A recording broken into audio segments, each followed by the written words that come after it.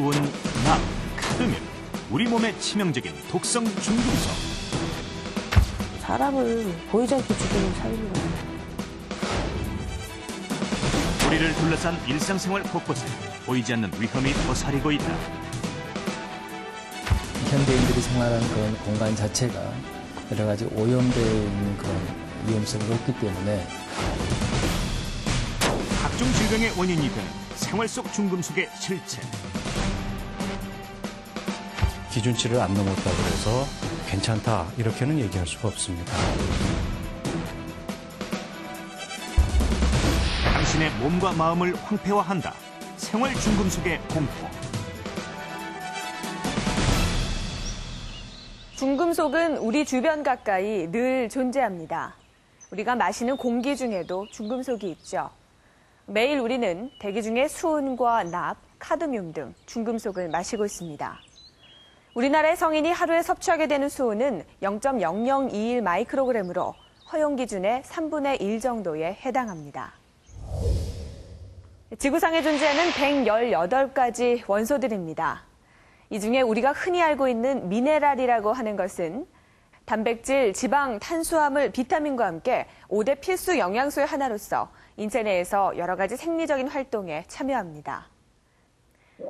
칼슘이나 인, 마그네슘, 철 등이 그것이죠.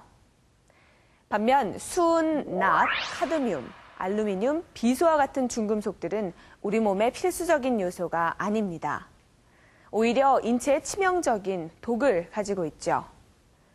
이러한 중금속들이 쌓이면 우리 몸의 이로운 미네랄 균형이 깨지는 것은 물론이고 심지어 사망에 이르기까지 하는 치명적인 상태가 되고 맙니다.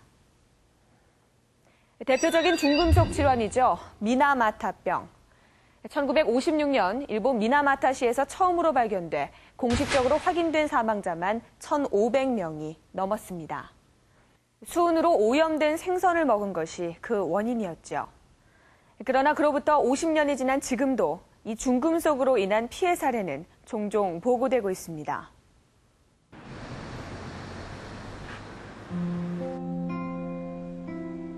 아이의 식사 시간. 엄마는 고무관을 통해 유동식을 먹인다. 혼자서는 물 한 모금도 넘길 수 없는 6살 영혜. 태어날 때부터도 이미 건강하지 못했던 영혜였다. 애가 경기를 이제 생후 한 25일 전후작으로 해서 자꾸 하니까요. 이제 너무 이상하더라고요. 그래서 이제 진단을 해주십시오 하고 들어가서 검사를 하는데 뇌파 검사가 너무 모르는 제가 봐도 막 뇌파가 정상 뇌파가 아니고 막 불규칙으로 이상하게 나오더라고요. 경기를 멈추지 않던 영혜. 영혜는 결국 간질의 하나인 오타하라 병이라는 희귀병 진단을 받게 된다. 그런데 어느 날부터인가 영혜가 이상해지기 시작했다. 몸이 파래져요. 헛골란이 와요. 아주 새파래지면서 전혀 의식이 없어요. 그리고 체중이 계속 빠지죠. 왜냐하면 너무 많은 것을 체외로 배출시켜버리니까요. 그리고 고열이 나고 전혀 먹을 수 없고 그러니까 완전 의식불명이 돼요. 간 수치는 정상의 76배, 신장 기능 수치는 정상의 3배.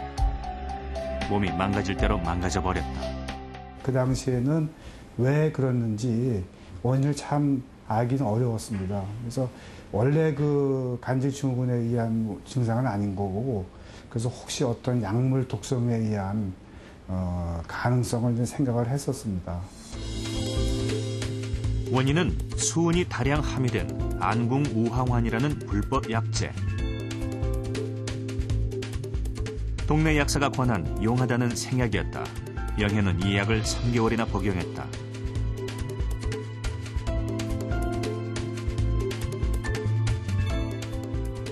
영혜는 수은 중독 진단을 받게 된다. 급성 수은 중독의 거의 모든 증상을 보이고 있었다. 그런 수은 같은 경우에는 흡입한 경우에 이 급성 폐염 또 뭐 출혈이라든가 해서 급성 호흡부전을 많이 유발해서 심하면 사망하는 경우도 있고요.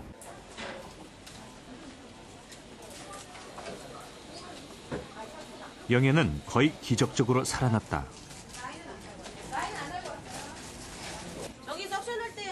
하지만 영구적으로 망가진 폐는 회복이 힘들고 심지어 소리내 고통조차 표현할 수 없는 지경이 되고 말았다. 중금속이 왜 나쁘냐 나에게 묻는다면요. 저는 쉽게 말하면 사람을 보이지 않게 죽이는 살인이라고 생각해요. 그거에 대해서 중금속의 그 독성, 그 인체에 미치는 그 위해성을 우리나라 국민들은 너무 모르고 있다. 또 우리나라의 보건당국자들도 너무 심각하게 생각하지 않는 게 참 답답한 현실이라고 생각해요.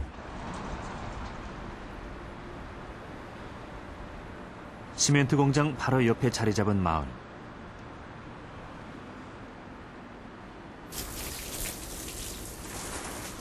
앞마당으로부터 공장까지의 거리는 불과 300m. 박광호 씨는 오늘도 열심히 마당의 분진을 씻어낸다. 근데 이제 우리가 분진 우리 집안 곳곳에서 회색의 가루가 켜켜이 쌓여 있다. 여기에 이렇게 쌓여 있는 거였어요. 그래서 지금 이런데도 이게 다 분진이지만 이게 거의 이게 시멘트 가루죠, 이게. 단순한 먼지라고 하기엔 입자가 굵고 새카맣다.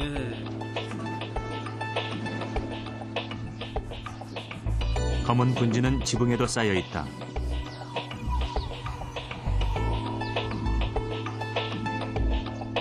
빗물바지엔 분진이 마치 흙덩어리처럼 엉겨붙어 있다.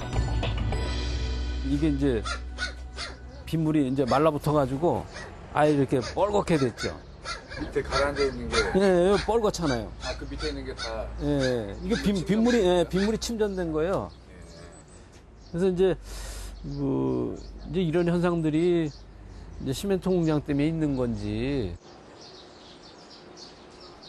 13년 전 이 마을로 이사온 박광호 씨. 담배도 피우지 않는데 기관지에 이상이 생겼다.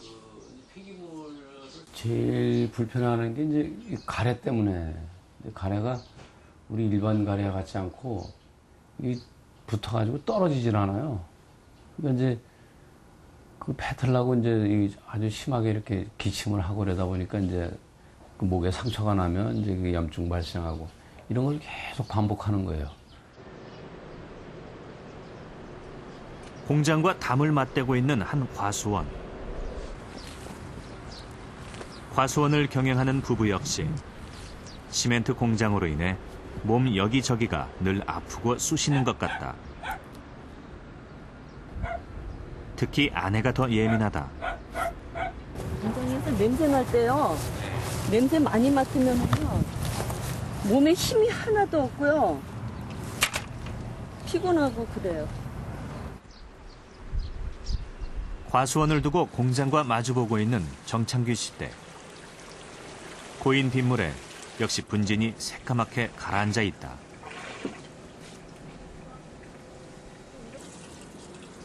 왜 이렇게 더럽게 이렇게 가라앉아? 이게 지붕에서 떨어진 거예요. 어제 내린 빗물이다. 이런 걸 우리가 매일같이 마시고 산다고요, 여기는.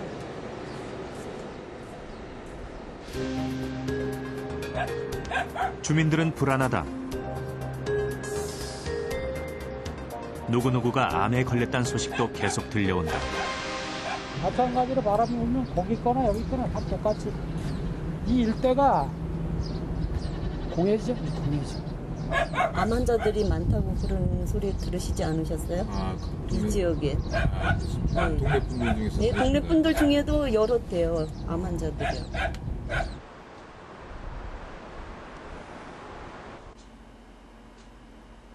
연세대 고상백 교수. 영월 제천시멘트 공장 주민들의 건강 피해 사실을 조사해 2008년 발표 주목을 받았다. 지역 주민 276